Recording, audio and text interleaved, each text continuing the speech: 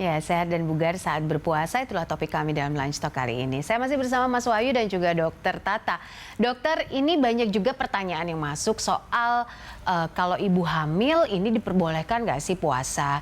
Dan seringkali yang jadi satu alasan adalah, saya kan hamil, makanya harus double dong karena yang makan 2 orang. Nah, ini gimana nih? Yang ada malah bertambah begitu berat badannya, bukan ke janin tapi malah bertambah ke ibunya. Bagaimana mengantisipasi ini, dokter? Ya, sebetulnya tadi sudah disampaikan oleh Mas Wahyu. Ketika puasa sebetulnya tidak ada yang berubah. Yang berubah hanya jadwalnya saja. Jadwalnya justru menjadi lebih teratur. Makanya dipindah justru di waktu maghrib dan di waktu sahur. Udah.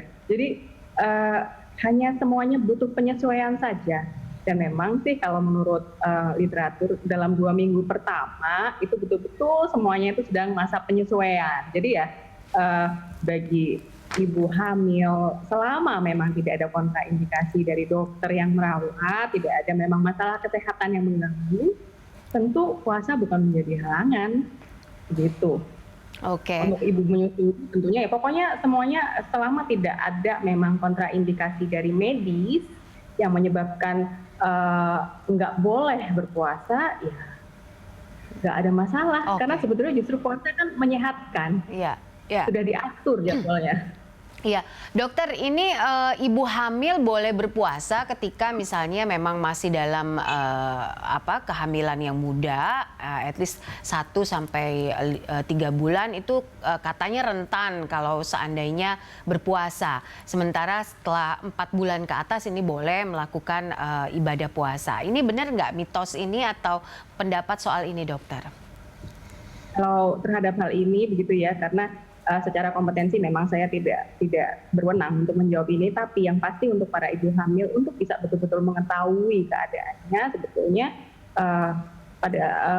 menanyakan kepada dokter spesialis kandungan yang merawat gitu, apakah memang pastinya betul-betul tidak ada kontraindikasi untuk melakukan ini. Dan ketika dokter mengatakan ibu aman untuk melakukannya, nggak usah ragu, lakukan saja. Karena tidak ada yang berbeda sebetulnya dengan puasa. Semuanya justru diatur dengan otomatis, punya plot sendiri-sendiri dengan baik, kita yang tinggal menyesuaikan. Jadi betul-betul seperti tadi Mas Wahyu bilang, kalau saya bilang puasa itu the point of no return. Ketika puasa, selanjutnya harapannya pola kita jadi lebih benar gitu loh, karena makan diatur, aktivitas harusnya juga diatur juga gitu. Udah dapat momen sebetulnya seperti itu. Oke. Jadi kembali lagi kepada kondisi ibu hamil dan menyusui begitu ya. Apakah ada kontraindikasi atau tidak, tapi tetap bisa melakukan ibadah puasa. Mas Wahyu, apa menu yang paling tepat untuk ibu hamil dan menyusui? Karena kan seringnya ibu-ibu hamil ini atau sering berpikir bahwa ketika saya berbuka puasa, saya makan aja yang banyak. Soalnya kalau saya makannya sedikit, nanti janinnya nggak makan nih. Nah, ini gimana nih? Baik, betul. Memang secara hitung-hitungan kebutuhan ibu hamil itu bertambah dari ibu yang tidak hamil atau orang kebanyakan ya. Artinya memang ya tambahannya kira-kira seperti harus ada 1 kali waktu makan utamanya lagi. Nah, ibu menyusui, nah ini yang seringkali terlewat sebenarnya. Ketika sudah menyusui, ibu tuh merasa begini, toh anaknya sudah keluar, berarti kebutuhan saya kembali seperti biasa. Nah, itu yang salah kaprah sebenarnya, karena ibu menyusui malah kebutuhannya itu peningkatannya lebih tinggi ketimbang ibu hamil. Nah, ini yang seringkali terlewatkan. Kenapa? Karena ibu menyusui kan harus nyusuin anaknya. Dari mana bisa menyusui kalau ibunya sendiri konsumsinya tidak baik gitu. Nah, kalau ibu hamil saya melihatnya kesadarannya sudah jauh lebih baik gitu ya, karena dia merasa di perutnya ada anaknya. Nah, yang agak sering luput itu setelah lahir, karena tadi merasa sudah selesai, sudah keluar, jadi kembali makannya seperti biasa. Terlebih ada keinginan untuk mengembalikan berat badan atau postur seperti biasa gitu ya sebelum hamil. Nah, itu jadi kelewat tuh tambahan kebutuhannya. Menu yang terbaik apa ya, kembali ke kebiasaan masing-masing, tinggal tadi kira-kira tambahkan 1 makan utama begitu ya untuk ibu hamil dan ibu menyusui juga, plus kalau ibu menyusui kebutuhan cairannya jadi jauh lebih banyak. apalagi kalau dia memutuskan untuk sambil berpuasa. Itu hausnya amat sangat begitu. Tanpa dia berpuasa saja, setelah menyusui, ibu itu akan sangat merasa haus. Ditambah puasa, nah itu hausnya akan amat sangat. Maka harus pintar-pintar mengatur pemenuhan kebutuhan cairannya. Kira-kira itu.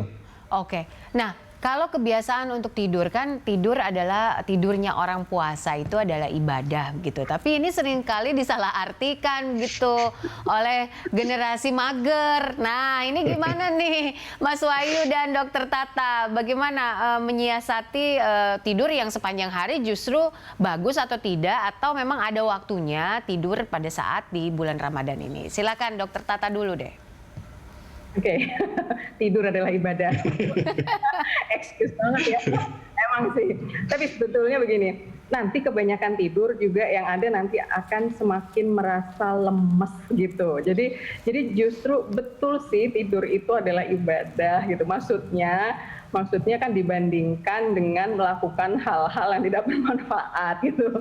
Nah, sementara untuk bergerak itu kan manfaat kesehatannya cukup besar gitu. Jadi justru memang harus dilakukan. Karena ketika dengan bergerak, di situ nanti justru akan mengurangi kelelahan yang muncul karena puasa. Ya. Sekali lagi, puasa ini endurance banget nih. Ini masih hari pertama, gitu. Masih sebulan gitu. Itu nanti memang. Itu yang harus dijaga. Justru ketika fase awal seperti ini, itu harus terus membiasakan. Secara kita masih punya simpanan energi kemarin-kemarin, itu harusnya kita harus tetap membiasakan untuk terus bergerak dan hanya mengurangi dari kebiasaan bergerak kita yang sebelumnya, supaya beradaptasi dengan keadaan puasa, sehingga nanti semakin ke sana ketika ini endurance tadi, daya tahan selama puasa ini justru akan meningkat gitu. Jadi harus diubah memang mindsetnya. Tidur adalah ibadah, betul sekali.